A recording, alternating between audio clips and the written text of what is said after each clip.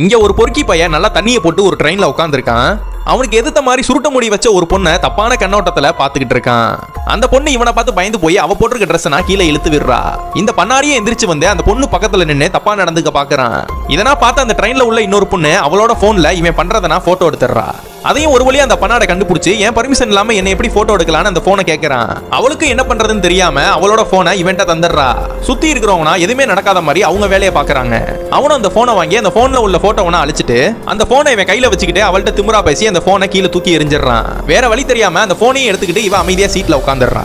அதே நேரத்துல அந்த ட்ரெயின்ல இருக்கிற இன்னொரு லேடியும் இவன் பண்றதுனா ரொம்ப நேரமா வீடியோ எடுத்துட்டு இருக்காங்க. இதையும் பார்த்து நம்ம பண்ணாட என்னென்ன வீடியோ எடுக்கிறியான்னு கலாச்சி சிரிக்கிறான். ஒன்னு வீடியோனா எடுக்கலப்பா, Facebookல லைவ் தான் போட்டுட்டு இருக்கேன்னு சொல்றாங்க. சொன்ன அடுத்த செகண்டே அவனுக்குள்ள ஒரு பயம் வந்துருது. இதனா பார்த்து அந்த ட்ரெயின்ல உள்ள எல்லா மக்களுமே போன் எடுத்து Facebookல லைவ் போட ஆரம்பிச்சிடுறாங்க. இந்த ட்ரெயின் அடுத்த ஸ்டேஷன்ல நிக்குது. இவனை பிடிக்கிறதுக்காக நிறைய போலீஸ்னா வெளியில நிக்கிறாங்க. மாப்ள ட்ரெயின்ல இருந்து